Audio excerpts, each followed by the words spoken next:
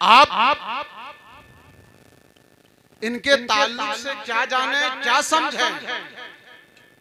अगर जानना चाहते हैं तो पूछें सैयदना इमाम आजम अबू हनीफा से। इतने बड़े इल्म के जानकार, इल्म हासिल करने वाले, लेकिन बगदाद और अतराफ के लोग फकत नोमान बिन साबित के नाम से जानते थे। लेकिन वही नोमान बिन साबित जब सैयदना इमाम जाफर सादिक की बारगाह में पहुंचे और पहुंचने के बाद खिदमत करके जब लौटे हैं तो दुनिया उन्हीं को इमाम आजम अबू हनीफा के नाम से जानी है। उस घराने से ताल्लुक रखते हैं। पूछना है तो उनसे पूछो जिन्हें आज दुनिया सैयदुत ताइफा हज़रत जुनैद बगदादी कहा करती है। पूछो अपने वक्त के बहुत बड़े पहलवान का नाम था, एक ताकतवर इंसान का नाम था। बगदाद में कोई पंजा मिलाने के लिए तैयार नहीं होता था, लेकिन एक मर्तबा एक नहीफ और कमजोर इंसान आया था दरबार में बादशाह के। उसने चैलेंज कर दिया, जुनैद बगदादी मैं तुझसे लड़ना चाहता हूँ, कुश्ती करना चाहता हूँ, दंगल करना चाहता हूँ। तारीख मुतय्यन कर दी गई। अल्लाहू अकबर। सारे लोग हैरत इस्तेजाम में थे। जिसके पैर में ताकत ना हो, जिसके हाथों में लड़खड़ाहट हो, वो जुनैद बगदादी से मुकाबिला कैसे करेगा? लेकिन कुछ देर के बाद जब वो आने वाला आया है और जुनैद बगदादी अखाड़े में उतरे हैं, उसने कहा था, ए जुनैद बगदादी कान इधर करो, कुछ कहना चाहता हूँ। अल्लाहू अकबर। उस नहीफ और कमजोर इंसान ने फकत इतना कहा था, ए जुनैद बगदादी मैं कोई ताकतवर नहीं हूँ, कोई पहलवान नहीं हूँ, औलादे अली हूँ, औलादे अली। 3 दिन हो गए हमारे घर की बेटियां भूखी हैं। अल्लाहू अकबर। फकत इसलिए तुझे चैलेंज कर लिया कि आज अगर इस मैदान में शिकस्त खा जाते हो तो कल मैदान महशर में अपने नाना जान से कह के फतह की दस्तार बंधवा दूंगा। अल्लाहू अकबर। हजरत जुनैद बगदादी इतना सुनते हैं, फरमाते हैं मालूम नहीं उस आवाज में, उस अल्फाज में कितना जादू था जो मेरे दिल में सुरायत कर गया।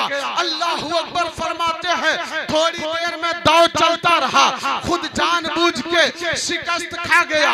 वो आने वाला नबी का लाडला फतह का परचम मेरे सीने पे लहराता रहा।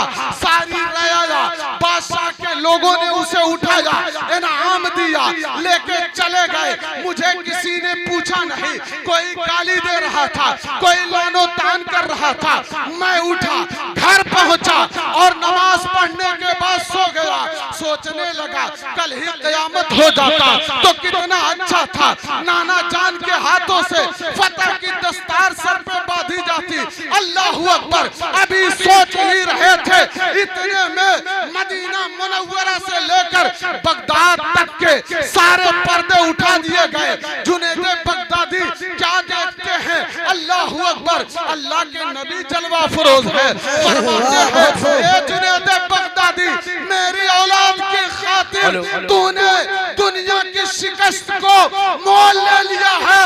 हम अपनी औलादों के वादों को मैदान महशर तक नहीं ले जाते हैं।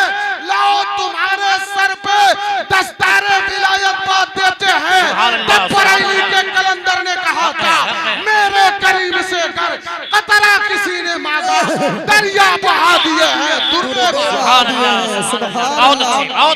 माशाअल्लाह माशाअल्लाह। के बारे में पूछना हो तो आओ पूछो बरेली के कलंदर से, सैयदी सरकार आला हजरत से, इमाम इश्क व मोहब्बत से। अल्लाहू अकबर। जा रहे हैं डोली में बैठकर प्रोग्राम के लिए, तकरीर के लिए जा रहे थे।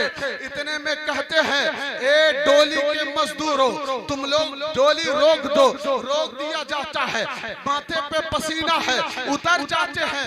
कहते हैं ये बताइए आप में से कोई औलादे अली है? चारों के चारों मजदूर जो डोली उठा के चल रहे थे खामोश खड़े हैं। इमाम अहमद रजा ने कहा था मैं आपके जान का वास्ता देता हूँ, आप बताएं आप में से कौन नबी के घराने का है? अल्लाहू अकबर। 3 मजदूर तो खामोश खड़े थे, लेकिन एक मजदूर जो थे वो हाथ बांधे सर झुकाए अदब से अर्ज करते हैं, वक्त के अहमद रजा मजदूरों से काम लिया जाता है, उनका खानदान उनका रिश्ता नहीं पूछा जाता है। अल्लाहू अकबर। इमाम अहमद रजा कहते हैं हम समझ गए आप ही मेरे नबी के शहजादे हैं, आप ही नबी के शहजादे हैं, आप ही औलादे अली हैं, आप मुझे माफ कर दें। अहले जमाना देख रहा था जिसकी जूती को चूमने के लिए लोग कशा कशा चले आते थे। अल्लाहू अकबर। वक्त का अहमद रजा अपनी पगड़ी उतार कर नबी के आल के कदमों में डालकर रो रो के माफी मांगता है। औलादे अली कहते हैं हमने माफ किया, हमने माफ किया। इमाम मोहम्मद रजा कहते हैं नहीं, ऐसे माफी नहीं मानी जाएगी। अब आप डोली में बैठे, अहमद रजा मजदूरी करेगा। अब आप डोली में बैठे, अहमद रजा अपने कंधे पे उठाएगा। जमाने ने देख के कहा था यार जिसके सीने में नबी के आल की ये मोहब्बत हो, उसके सीने में नबी की मोहब्बत कितनी होगी। कलंदर ने कहा था तेरी नस्ल पाक में है बच्चा बच्चा नूर का, तू है ऐने नूर, तेरा सब घराना नूर। सुभान अल्लाह, सुभान अल्लाह। तू है ऐने नूर, तेरा सब घराना नूर का। हम लोग बड़े खुशनसीब हैं कि हमारे इस छोटे से गांव में, छोटी सी आबादी में नबी के आल, नबी के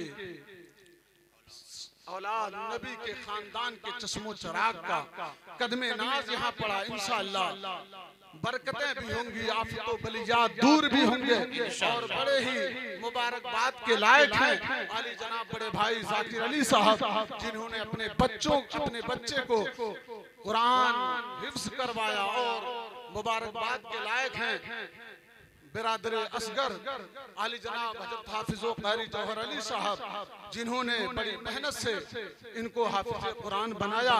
अल्लाह तबारक व तआला हमारे और आपके इस छोटे से जलसे को अल्लाह कबूल फरमाए और हम लोगों से अगर उलमा अहले सुन्नत की खिदमतें करने में या नबी के शहजादे को लाने में ले जाने में किसी किस्म की गलतियां हुई हो तो अल्लाह ताला माफ फरमाए।